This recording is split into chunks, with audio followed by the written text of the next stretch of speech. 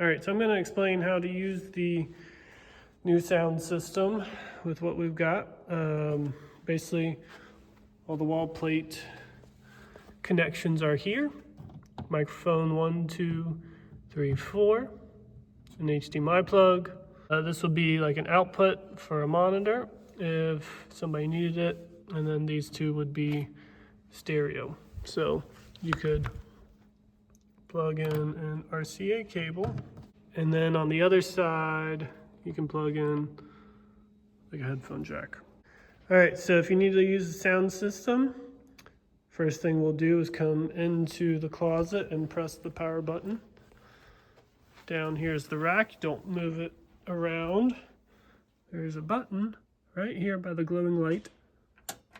We're going to press that. That will turn everything on in about a minute. Next, got the iPad to control the soundboard and the remote to turn on the projector. You also do have some adapters if you need them, either for the projector or for sound. We'll get out the iPad and show you how to control the soundboard real quick. All right, so first thing we're going to do is just double check the Wi-Fi network is connected. So let's press the gear button. All right, and then we'll up here where it says Wi-Fi, touch Wi-Fi. And you see how it says A and H. So that is the Wi-Fi name of the soundboard. So it's connected to that, and no internet connection doesn't matter. We don't need to get to the internet, we just need to connect to the soundboard.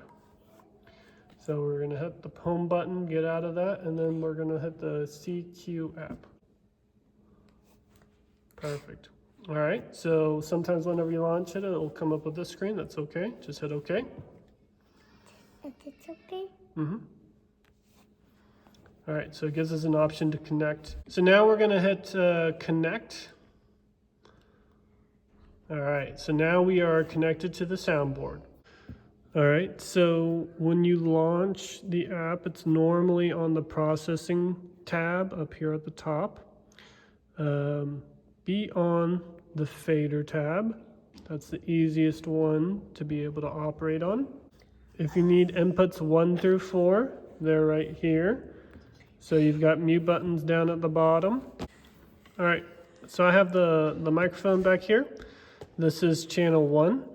You can see it registering my voice a little bit. I'm gonna go ahead and unmute it. And hopefully you can hear that coming through the speakers, the fact that my voice has changed and gotten louder. If you needed the input from the HDMI, again, that's over here, down here on this layer, HDMI. And then if you needed audio from that stereo one, it's right here. So you just grab that fader, pull it up, and then you can start getting sound out of it. All right, so if you want to use some device, either a laptop or a DVD player or something with an HDMI output, let's obviously start with getting the HDMI cord plugged into the wall and then plugged into your device. All right, I've got both plugs connected. I'm gonna get the projector turned on. Here's the remote. The button is power, and be behind the projector. We'll hear it make a little sound. And then you see that other blinking light. The button begins to blink. All right, I've got my laptop plugged in, and it's showing up on the projector screen up on the wall. Now, it is showing 2 different screens, and most people like just to be able to have one screen shown from your laptop. So I'm going to show you how to change that on Microsoft Windows 10.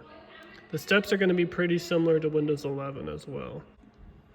So we're going to find the setting that includes display, and that's system up here in the top left. So once we select system, So you notice it has two boxes here. These two boxes represent the two displays that the computer's outputting. One to the computer screen right here and the other one to the projector up there.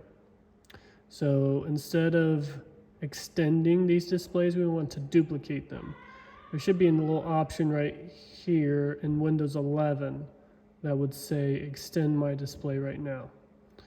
So in Windows 10, if we scroll down a little bit, it is right here where it says multiple displays, extend these displays. We want to simply duplicate these displays. We're going to keep the changes.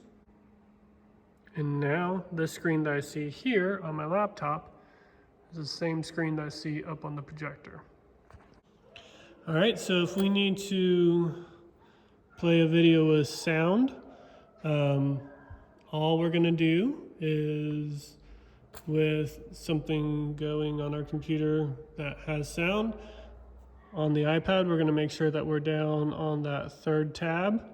And you can see this bar is bouncing. That's where the sound is coming to on the soundboard. So we're just going to mute that. You're able to angle it where you need to, but also through AI, it's able to track subjects and keep. All right, so that's basically all it is. If you need it louder or softer, we're just going to move that fader up and down. With it unmuted, you can hear with this down, it's really soft. Have scans of Apple cables and their imitators using Lumafield's incredible equipment, and we are going to get less. So that's about it. Just move that up and down wherever you need it to a desired level, and you're good to go.